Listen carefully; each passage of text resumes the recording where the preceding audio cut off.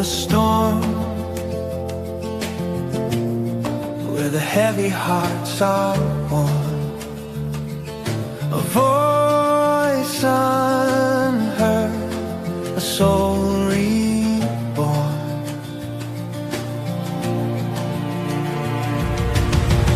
Strong but silent, the weight they bear, breaking walls in the open air. Strong but silent, the truth is clear, let it out. We're always here. Ladies and gentlemen, welcome into another episode of the Strong but Silent Men's Mental Health Show. I am your host, Tom Kelly. With me, as always, Alan Andrukavich. We have our friend Ryan Neff jumping on with us, and a friend of Cole County and a buddy of mine, Anthony Blackwell Jr., otherwise known as ABJ, jumping in with us. Gentlemen, good evening. Good evening. Going on, fellas. How are you? Thank you for having me. Oh, thank you for jumping on with us on short notice, like hours I gave this guy to jump on here, but Anthony is a consummate professional, and we will definitely get him in Like here. drink of beer. That's about as professional as I get, so I would expect nothing I am less. from School County. I am from School County. I am officially a skook living up here for almost 2 years now. I guess I can officially call myself a skook, and I have family from New Philly originally, so I guess I can do that. Before we get into our fourth installment of this show, and Anthony, I'll give you, and Ryan, you know a little bit, but Anthony, I'll give you a little rundown of the show from last week. Was our first live show. We recorded a couple of these and put them out there, and we got some pretty good responses. And last week was our first live show.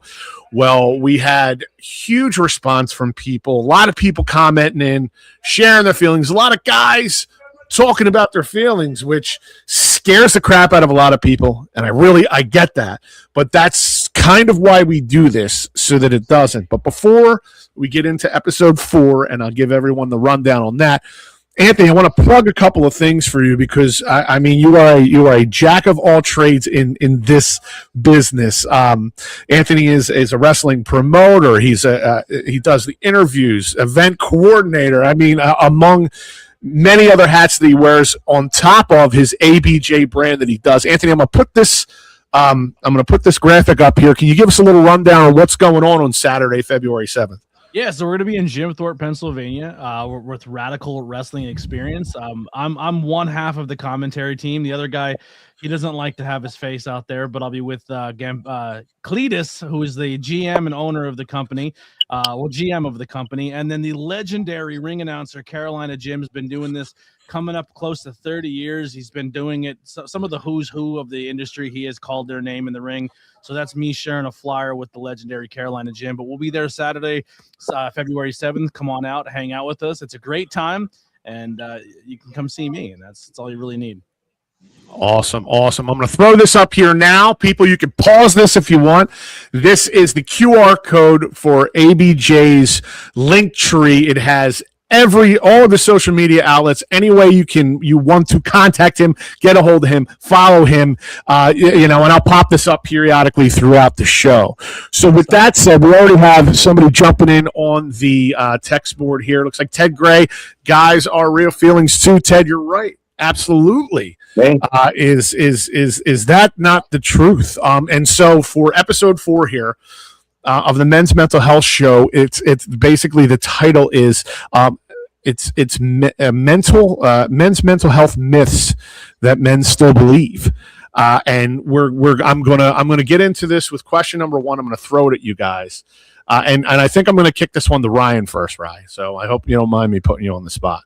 Why do so many men still believe that showing emotion makes them less masculine, in your opinion? Because it's the age-old mentality that shows weakness. If you're a crybaby, all that old school stuff. So, our grandparents and our parents came from a different age where my dad always used to say, keep your feelings to yourself because nobody gives a shit. Don't talk about stuff. You make your own bed, lay in it. Deal with it. Man up. All those particular things. Well, if you keep your feelings in, you're just going to make yourself sick, not only mentally but physically. So I just think that a lot of men just feel like if they show their feelings or they talk about it, that you're being a wuss, that you're not man enough. Don't talk about those kind of things because you're not about being a man if you do that. And I don't feel that anymore. That's the old way of thinking. Men, as far as females go, and as far as like mental health for females, it's the same thing for men. Because more and more men are taking their lives from keeping their feelings in. So I just think it's an old way of thinking, to be honest with you. I totally agree. And first off, I want to thank the ABJ universe coming out in full force right here at the beginning of the show. I want to thank you all for jumping in on the text board. At Witchcraft by Lily, that's that toxic masculinity. It's absolutely right, and it's almost a toxic way for you to think, and a lot of the age-old one-liners that your old man and your grandpop used to say that Ryan actually just quoted down here very nicely. They are exactly that. They're those age-old ones. They're old. They're outdated.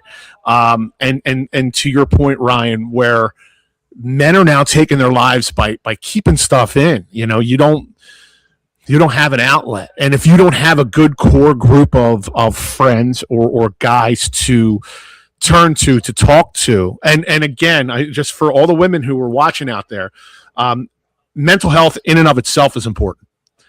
We're just coming, obviously, we come from this perspective. We're all guys here, so we come from this perspective. It is not in any way downplaying the importance of mental health across the board, all genders, all races, all people. And that's I want to make sure I get that across. We're just happen to be coming from our point of view. Alan, I'm going to kick this one to Anthony, though. I'm going to come to you next. So along that line of emotion, what does be strong actually mean when you talk about mental health? Like, so if you think about it, is a couple of shows back, Anthony, I give you a little window back here. We talked about you're actually displaying strength as a man, in my opinion, at least, by showing emotion, by being able to talk about it. It doesn't make you any less of a man to talk about it. It doesn't make you any more manly to talk about it. I just think it's another outlet. So in your experience, and we talked a little bit pre-show, what are some of the things that you see when it comes to men's mental health that you think are, let's just say, the pitfalls that men run into when thinking about this? It's kind of going back what Ryan said. It's generational curses, right? So we're taught by our fathers, who were taught by our grandfathers, who were taught by their grandfathers, and that whole idea of not expressing it. I'm going to be honest. I'm still a very much big work in progress. I am all about speaking my emotions and feeling and saying how I feel, but I'm also very Italian Irish. So when I do speak how I feel, or I'm a little too blunt, and sometimes I hurt people's feelings, but I don't know any other way of being soft when it comes to it, because how I was raised there, I don't really BS around. I don't know if I'm allowed to curse or not. You're fine. Yeah, but I'm personally myself super broken. I wish I can cry. I just physically, I struggle with it. Like, I went through some really hard times with the divorce and loss and stuff like that. And like, if I'm lucky if I can get like a minute of crying, a full 30 seconds. And I want to cry for a day. I just can't. I'm just like, because every time it starts that a feeling or emotion, or it starts to build up, I just, that voice in the back of your head of like, yo, you're gonna cry in front of people? Are you crazy? Like, you're gonna be judged for this. You're gonna be looked upon. You're gonna be deemed as weak. Like, what are you doing? Like, where I wasn't always the big, strong, physical looking guy. I was always kind of scrawny growing up. The only thing I really had was my mental strength, and that's what you protect as a man through and through, and you don't let people really in on those things. And then 9 times out of 10, no disrespect to the women out there, but from a men's perspective, is we do finally find a partner or a woman or someone we care about, and then we do open up and we do express that we do become vulnerable, and 9 times out of 10 it gets thrown back in our face, and that just builds another big wall, and it's hard to break it back down again. Huge wall. I can't agree more. I went through the same thing, and it was almost like the more vulnerable I was, the more in this particular instance, and I'm not saying everyone's like this, but the more I almost felt like it was used against me. You can use that against people to manipulate a lot, right? And I went through some similar stuff that you, and like, again, we talked pre-show. So yeah, for instance, the opening of this show, I tear up every single time I start to listen to it. And then at the end, when the guy's voice gets really high pitched and says, "We're always here," I'm like, "Oh man, I got to do this show now." Yeah, but and that's our producer and my co-owner over here, Cole County Entertainment, Norm. He put that. He was like, "You got to hear this." And the first time we listened to it, the hairs on the back of my neck stood up. Yeah. But yes, that leads us into like the myth that we can fix it on our own, right? Because when you're vulnerable, right, and then you get hurt, it makes you like not. It takes that away from you, right? You don't want to be vulnerable anymore, yet you are still a vulnerable person. You know what I mean? Not vulnerable. I'm saying to be taken advantage of, but I'm saying, you know what I'm saying? Like, that falls into men thinking we can fix it ourselves. We can just keep it to myself. I don't need to talk about it. I don't need to tell anyone what I'm going through, how I'm feeling. And that can backfire on us. You know? It has for me, I know. Catastrophically. And so the way I started combating this, and I've always been, and those of you who've seen the first few episodes of this show know, I've always been very forthright with how I feel, with my emotions. And then, to your point, I know you said you're Italian and Irish. I'm German and Irish, I've and seen I'm German from to me too. Yes, and I'm from South Philly. So when I start to get, I have that yo in my voice, as they say, and when I start to get angry, I start to get emotional, that yo comes out, and you can hear it. It's mostly I can eliminate my South Philly accent until I get emotional. When it comes to instances like this, where you have 4 guys from different walks of life that come together, it's a great way. It's a great insight into the male mind, and it's not a fragile mind. It's complex. So let me go into question number 2. And Alan, I'll start with you on this one. Right. How did the idea that men should handle everything alone become so normalized? Man, that takes that's like the 3P, 3 P's. Jeez, oh man, I'm gonna mess this up. I'll take just one of the P's at this point. Okay, it's protect and procreate, and I forget what the other P is. But Provide. It's probably provide. Yeah, yes, it is provide. Procreate is The kind of most where I was important with one. one of those I mean, P's. It's just the wrong. Yeah. But I mean, men are meant. That's what we're meant to be: strong, provide, take care of everyone, take care of your family. Don't let nothing happen to anyone. Right? You got to be strong all the time. That's as yes, I agree. You have to be strong all the time, but at points when you're not strong, you need to talk. You need to. I mean, hopefully you have somebody, and if not, then find somebody. My dog Cyrus is trying to join the group here with us. But yeah, I mean, you gotta do it, man.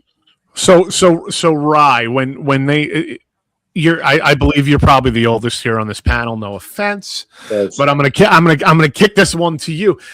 In handling everything alone, that was normal when you were a kid for men to do that. I would assume, right? Yeah, I mean, you think about World War II generation. You didn't talk about it. Men did not talk about any of that stuff, and then they passed it down to their kin, their sons, and then their sons taught it to their sons. Um, Look, now in the day of social media, it's a lot different. But again, with social media, when people put stuff out there, people can be brutal, man. That's why people keep stuff to themselves, because people can just be flat out brutal. I know I used to keep things all the time. Who am I going to talk to? No one's going to care. No one's going to care what I talk about. It led to other things. Now I don't live like that anymore, but it's women are way more emotionally strong than men are. Let's just get that out of the way. 100% agree. Men emotionally are just a wreck. We get a cold, the world's coming to an end. Woman gets a cold, what's the problem? She still has the list of things that need to be done in her life, whether it's career, whether it's at home, whatever it is. I completely agree. And I would say, men out there, if you don't want to talk to other people about your feelings, then go to a professional. Go to a therapist, where if you don't feel comfortable in a group or relatives or friends, go seek out a professional, a therapist, a psychologist, where it's just one-on-one. You just need to go talk to somebody and get it out, because if you don't get it out, I found that if you don't, it leads to other things. For me, I drank a lot. I was trying to suppress because I just feel like I couldn't talk to anybody. And that's where men get in danger of losing themselves, because if you don't go talk to somebody professionally, you're going to go batshit crazy. And it's just going to lead to other stuff that you don't want to have happen. And that's just the bottom line. It's a different age that we live in now, as opposed to even 30 years ago. Right. Now, they talk about depression and anxiety amongst men, where that was never a thing. You didn't have that. You were just a worrywart, or just You were whatever. Get over it. yeah. You're one of those peas. That's a fourth P. When you're a missing fourth P, you're a pussy. Yeah. So ABJ, I'm going to throw this to you now to bounce off what Ryan said. Like back when we were kids, our dads were kids. That mentality. Do you think it is different today, 2026? Do you think that men should handle everything alone, or is it not? It's not so normalized anymore. Do you think it's more normalized in this show and what we're talking about, where men can be more expressive of how they're feeling without being as judged? I think one of the biggest things that has changed, at least I'm from a weird generation, right? I'll be 40 this year, but I'm the last generation that grew up without cell phones. I was the last generation who had to be home before the street lights, but also I was the first generation to experience the internet and high-speed internet. So I have a balance of both worlds. Agreed. So I kind of dip my toe into the old ways, and then I'm learning the new ways as I go. And I think the biggest thing that really helps with people's mental health is exactly what we're doing right now.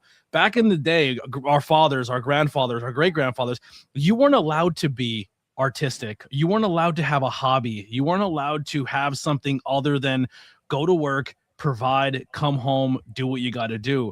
And I think this new era of people having access to social media, where they can just go live and talk and be social and not have to so much leave their home, but can connect with other people all around the world. And hey, I'm into sports. Or growing up now, less kids are joining sports and they're joining theater, or they're joining music, and being in a band is like more pushed of like, go learn an art. It's not just go learn a trade or go learn a skill or go learn how to use your hands. Like, no, we're being in a day and age where artists, and you can make a video on the internet and blow up quicker than you're ever going to do if you learn how to do plumbing and heating. Like, it's just the whole mindset is changing. And I think we're encouraging the next generation to be more artistic and have hobbies and do other things besides just go and break your back your entire life.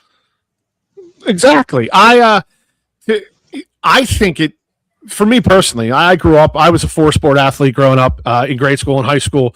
I was never blessed enough to play college ball, but I think it takes so much more courage to jump out there on a stage in theater and try and recite lines or sing or play an instrument if you're fortunate enough to learn an instrument. I think it takes, and today it's almost like that's more normal for people to do. And I you watch, and I'll use this as an example. You watch some of these young stars in Stranger Things, which just recently wrapped up. And I'm a big Stranger Things fan, big Harry Potter head too. And you watch these young actors, and like, oh my God, how do these young people do that? The pressure that must have been on them. Because when I was a kid, it wasn't cool to be in theater in high school. Now, I was in a lot of after-school clubs, but theater wasn't one of them. And had it not been so, you don't do that. You bring in that fourth P word again. No, that's not something you do. Maybe I would have tried something like that.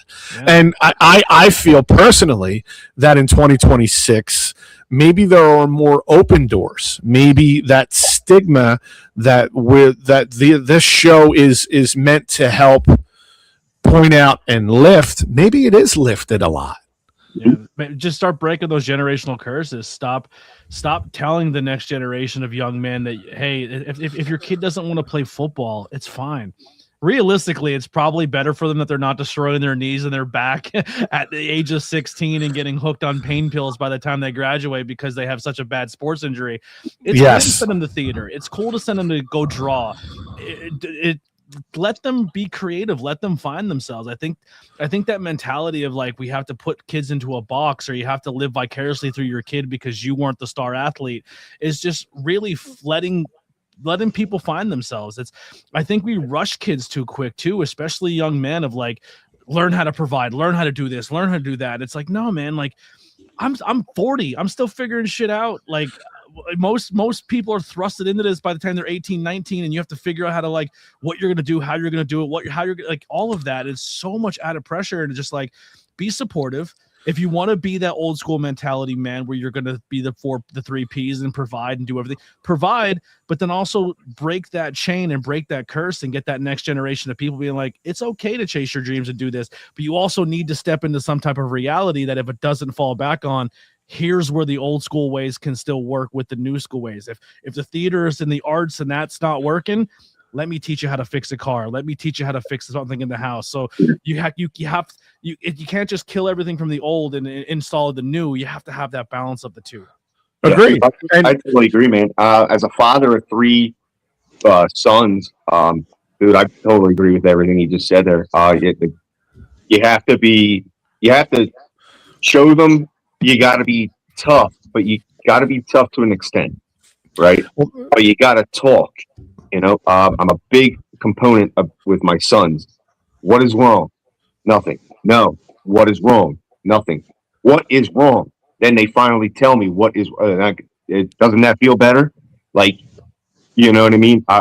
I'm cool with it being tough. Like my oldest son got us into wrestling. He came to us after not making a basketball team and said, "Dad, I joined the wrestling team." That was 5 years ago. You know, his little brother followed in his footsteps. I didn't force any of this. I know nothing about wrestling, right?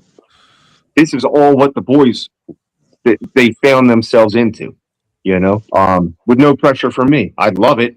It's a lot of work. Wrestling's crazy. But you know, I try to instill in my boys that it's okay to say what is wrong. Like, you know, it's okay. Get it off. Get it off your chest. It's okay to be tough as well, but it's okay to get it off your chest. Sounds to me like one of those P's provide. Not only are you providing as, you know, the provider, but it sounds like you're providing a safe space for these kids to be themselves, which at the end of the day, that's all you can ask for. That's all you can ask for as a parent. That's all you can ask for, you know, as a kid, just, you know, finding themselves. I mean, that's awesome. It comes home, since I signed up for wrestling, you're like, all right, let's go. You know what I mean? And there was no judgment. There was no nothing. It's just like, okay, let's roll with that. To keep things moving right along here. ABJ, I'm going to throw this one at you. Why do you think some men think mental health struggles are a personal failure rather than a human experience? Once again, I think the world we live in, I think we demand perfection. We demand instant results. We demand it has to happen right this second. And I think we've lost the art of the grind. We've lost the art of embracing the failure and being thankful and grateful for the setbacks and the failures, because they're actually what get you to go forward. If you, I'm a guilty of this too as a content creator. I look back and I go, man, I wish my numbers were more. I wish I had more subscribers. I wish I was doing this full time so I didn't have to punch a time clock. But I also very much enjoy listening to audiobooks or listening to people's stories and success stories. And every successful person who has been successful for many years are standing on a mountain of their failures. And I think when people fail and they don't talk about it and they don't have that conversation with somebody where they can kind of step back and be like, no, this is part of the process. To fall down is part of the life experience. To get back up, to brush yourself off and to go again is normal. Just because you fall and you fail, it doesn't mean it's over. Like right now, we're men. We watch sports. A young quarterback goes out his rookie year and he doesn't win a Super Bowl. And you're like, this kid's a bust. And everything you watch all over the sports media and everything you watch everywhere is like, this kid's a failure. He didn't deliver it's his first year. He's figuring it out. Like, that's part of the grind, is to fail and not succeed. And that's usually what makes the better person long run. And then because that added pressure of, like, you watch that with all media and all walks of life, of that grind and that hustle and that falling down and getting back up. I think that's the big thing. I think we just demand instant results. Yeah, I agree with that. Couldn't agree more. Ryan, I social media. Sorry, Alan. I'm Ryan. I want to kick one to you because, you know, as I go through my show prep, I see certain questions I want to target for certain people coming on the shows. What's a moment when you realized that bottling things up wasn't working anymore? Because I know you said you don't do it like that anymore. So when did you feel like, when did you realize, hey, all right, this way of doing things isn't working anymore? You know, probably when I just held in everything so much that, you know, I just got to the point where it's just not worth it anymore. You know, you just get to that point where I'm hurting. I don't want to talk about it because I know no one's going to listen. And you just sort of feel like you're just alone against the world. And, you know, that's when I sort of realized that what I'm doing right now, it's not working anymore and I need help.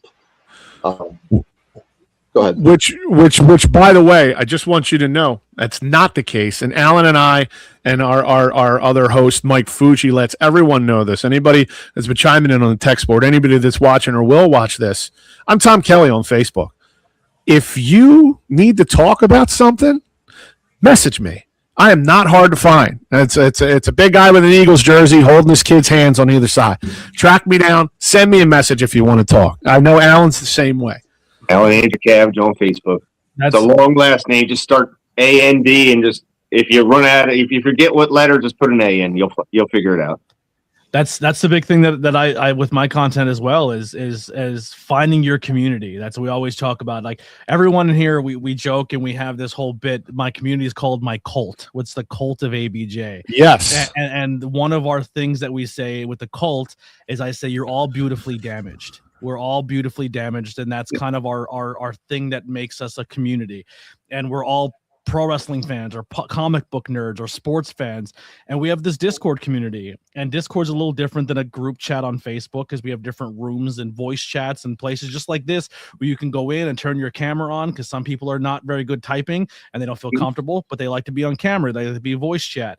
And we just really go in there and we're a family, and we go talk to one another and we hang out, and we just, like, at any point in time, you go in there and be like, hey man, I just need someone to talk to, or is anybody around to hang out, or can someone jump on a video game and play a game with me so I'm not by myself tonight? And that's that's huge too. It just finding your sense of community and finding your people is crucial. When you said earlier that when Ryan said earlier that I didn't want to talk about it because I didn't think anyone gave a shit. Maybe sometimes you have to put yourself around people who do and find new people and separate yourself from those old ways, because stepping away and finding your tribe and finding your community is half the battle right there. Because if you stay complacent, you're never gonna have change or want change.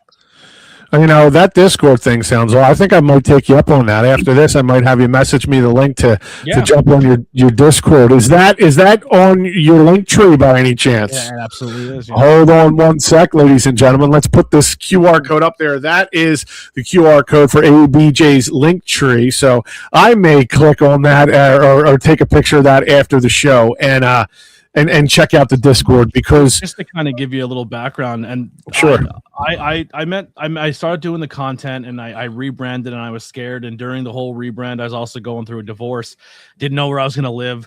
I'm in my late 30s. I have to restart life. I'm losing everything. And I was in my Discord community, and there's he's like a brother to me. His name is Raz. He's from Australia. He was going through some stuff. I don't want to put his business out there, but I was driving home from a show in Atlantic City.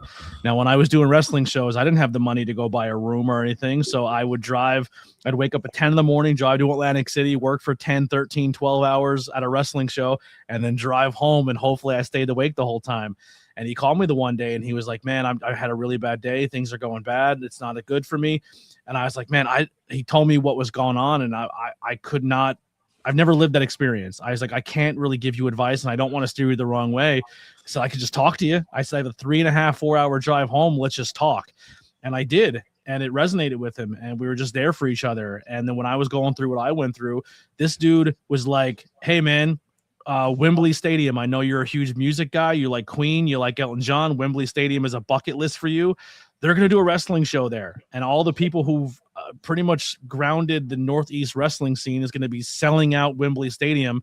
Wow. I want to pay for you to go and meet you there. And he paid for me to go to London. He room and board, food. I didn't have no money to my name. And he's not someone who has money like that either, but it was just that sense of community and understanding we both needed it. And he flew from Australia and I flew from out of Pennsylvania. We met in London, hung out for a week, became even closer brothers, and then flew home. And that's just the people we have in our community. Right in the chat, our buddy Five, like his daughter just passed away a couple. I was going to bring that up, and I don't mean to cut you off, Anthony, but first off, 59soso on YouTube. Thank you for sharing this, because stuff like this isn't easy to talk about. My daughter passed away 3 weeks ago. There's been much support from Blackwell and everyone in his community. They have helped keep me stable and make me feel normal. And if that is not a testament to you building something beautiful right there and encouraging and a sense of community, taking care of someone and taking them in. Thank you so much for sharing that. That's just a testament to you, brother. Yeah, and that's kind of what I try to do. Like, listen, do I want my content to blow up? Do I want to make a living off this? 100%. But stuff like that, man, and my Discord community is just as much important to me as any piece of content I make, because that place I spend a lot of time in there, and we're always in there. We're always hanging out, and it's a place where everyone can kind of find their niche of what they're into and find their people and do it. And it's just to me that's just as cool than any other piece of content I'm going to make. Wow, that's incredible. And again, like, your community right now is in our text board, supporting each other and looking out for each other. I think that's incredible, and that's literally when Alan and I and our host Mike put our heads together with this. That's exactly what we wanted. Alan, you all right over there? I know it's. Dude, my heart is like breaking.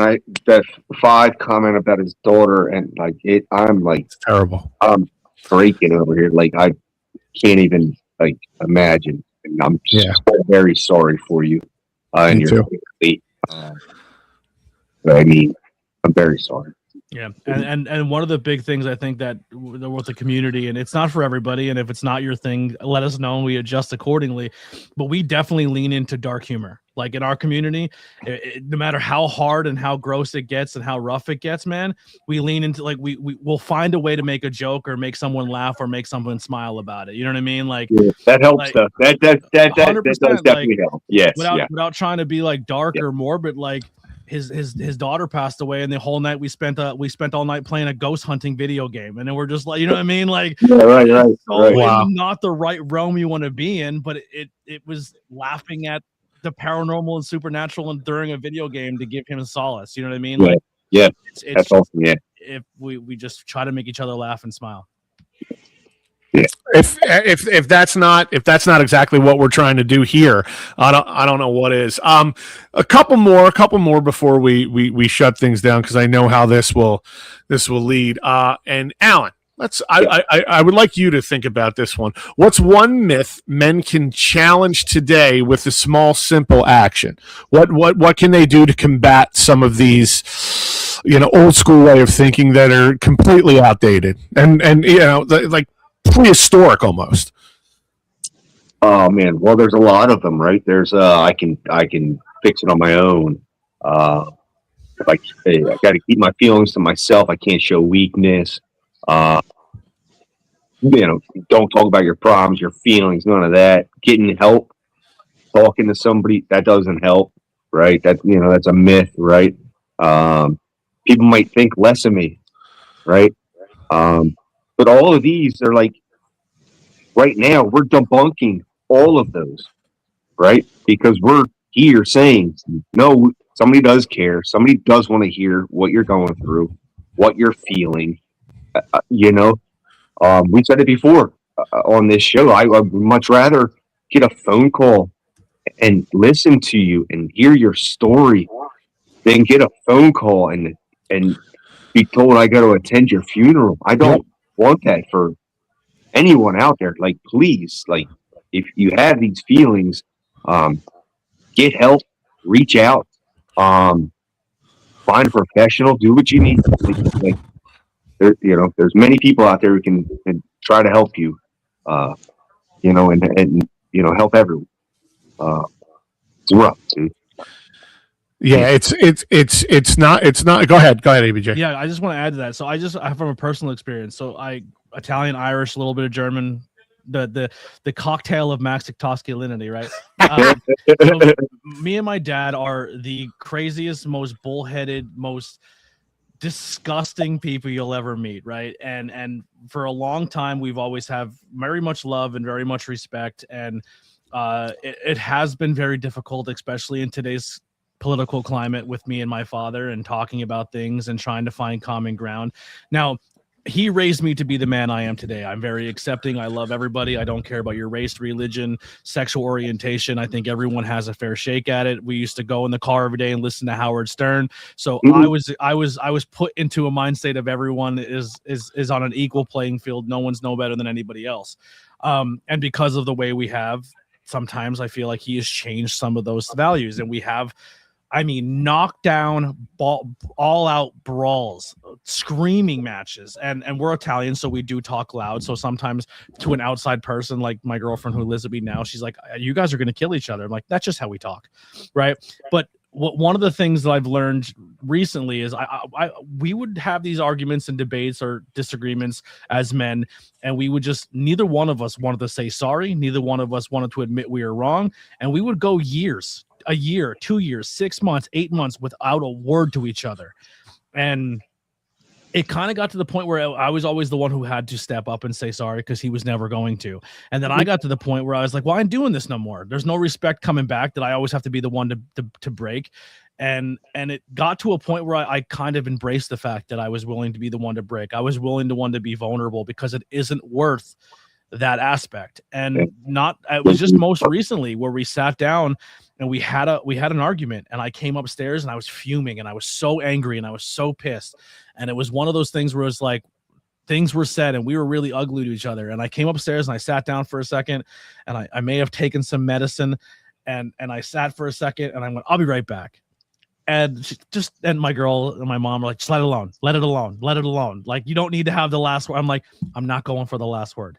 And I went down and I just put my arm around them. I said, I know we disagree, but this is where I come from. This is why I'm passionate about it. And because you made me this person, and I love you, and I'm not going to argue with you or fight with you over this. And just because I was willing to go in there and dissolve that and just remind them and remind that person, as from man to man, I love you. But this is why we have this as agreement. But at the end of the day, these politicians, these rich people, this outside thing does not affect us as a family. And I do care about you. And then we sat down and had another conversation, and it was like almost like a completely different conversation again. So kind of like you were saying before, the being vulnerable is my big thing, and conversation is the key to everything. But if you can make yourself vulnerable, and as men, I feel like we always have to one up each other. We always have to peacock. We always have to puff our chest out, and nobody wants to take that back step because they think it makes you weaker or less than, or you're going to lose because you're mentally not there, or you're losing the argument. But you're almost smarter. And I'm not trying to downgrade anybody, but you're almost showing more intellect. You're showing more mental maturity. You're showing more well-roundedness by willing to step back and let that person have whatever they need to have to mentally feel like they're winning, so you can then even the playing field and make it so it's going to be okay at the end of the day, and kind of level the playing field with a conversation. And just don't be so bullheaded, and just like vulnerability is huge. I think that's perfect. To like you and your dad not seeing eye to eye politically, but and knowing that you both have that blood in you, that you're going to get fired up and fiery about things, and that's definitely my family. That's where I'm from too. I think a lot of us have that in our family. In Arizona, because we argued about basketball. That's how passionate conversations get. I love that, by the way. Like fighting over basketball. The bartender in Arizona was like, because we're Italian, we talk loud. They're like, you guys gotta go. You guys get the fuck out of here. That's funny.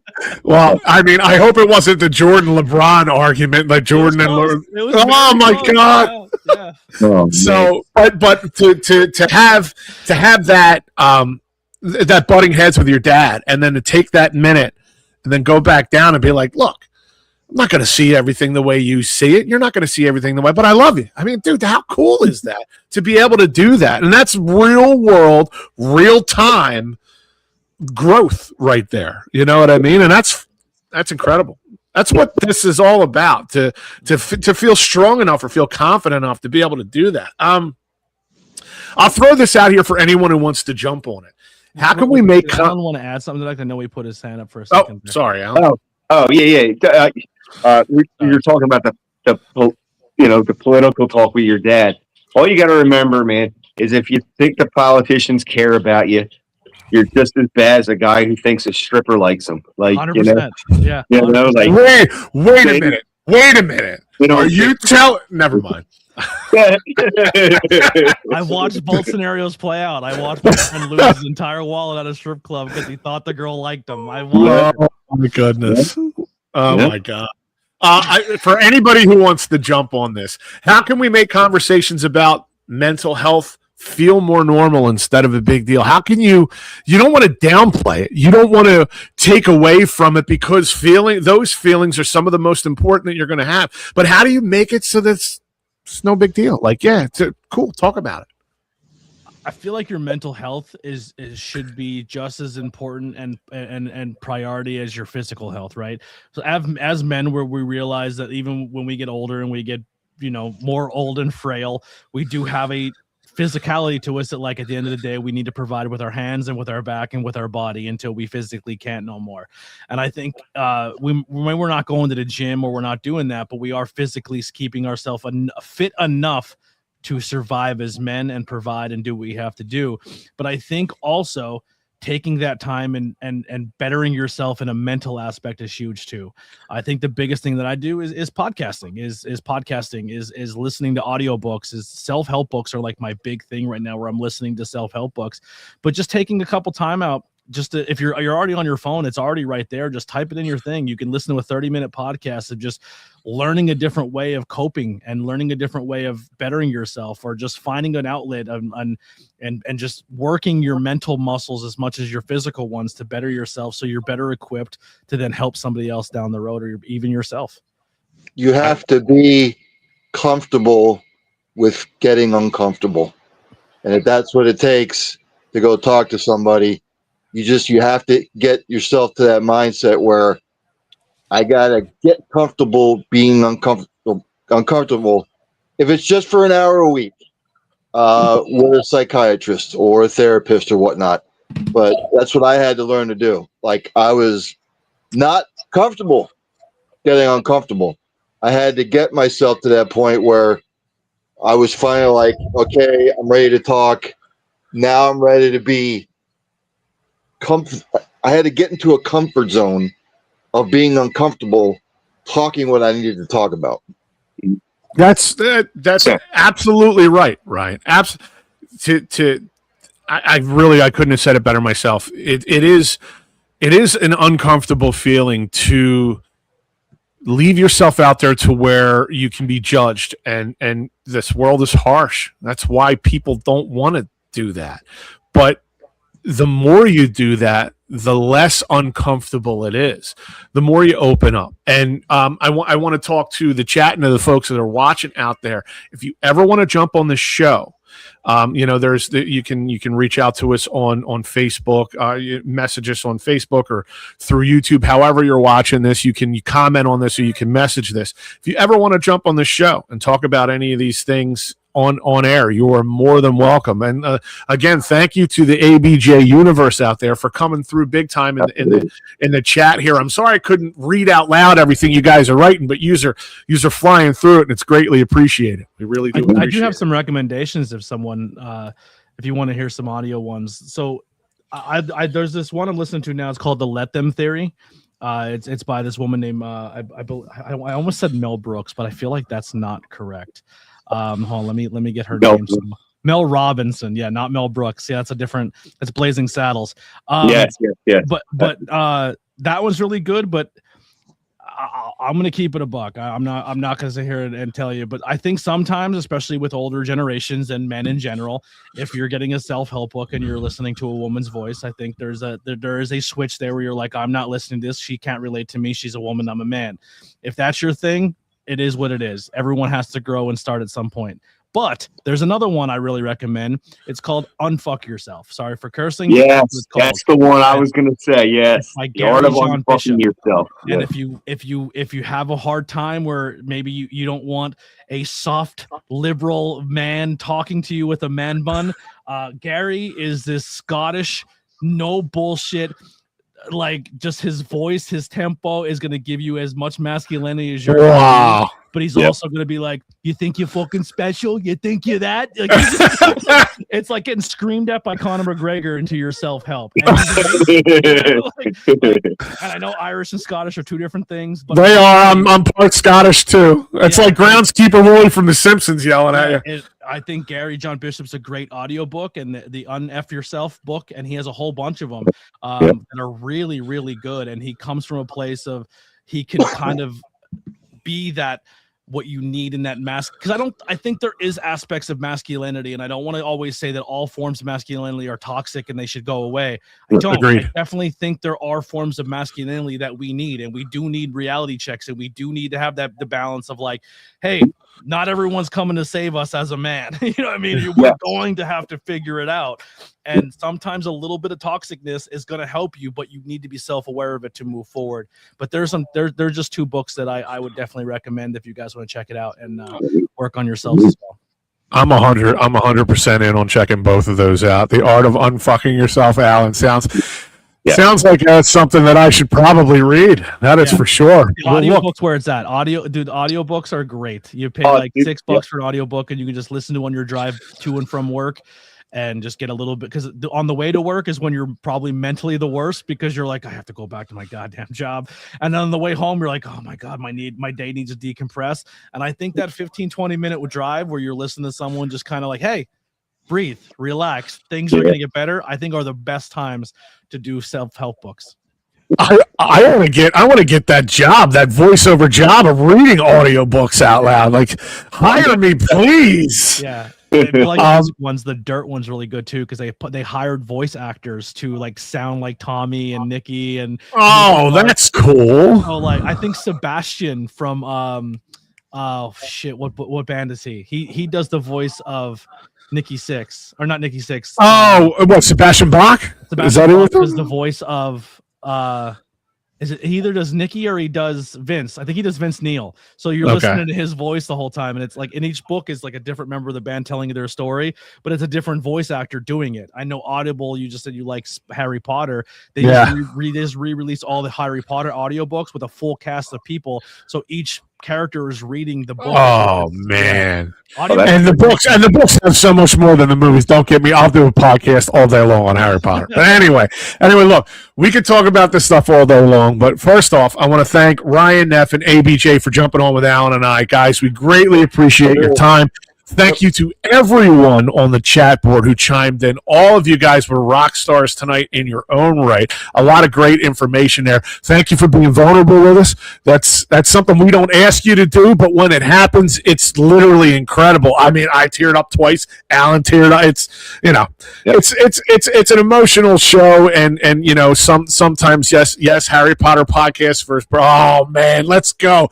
Maybe we'll talk about another. God, I'm going to be on another podcast. I got enough of them going already. But look, before we get out of here, everybody who's watching, please check out this QR code. Go to ABJ's link tree. Check out everything that he does. The man doesn't stop when it comes to this business. Anthony, thank you for jumping on with us. Ryan, thank you for jumping on with us. Thank you guys for being vulnerable enough to do this too. It means a lot. It means a lot to Alan and I, and for everybody on the text line. Thank you so much. With that said, this is a strong but silent men's mental health show. I'm Tom Kelly. We're out of here.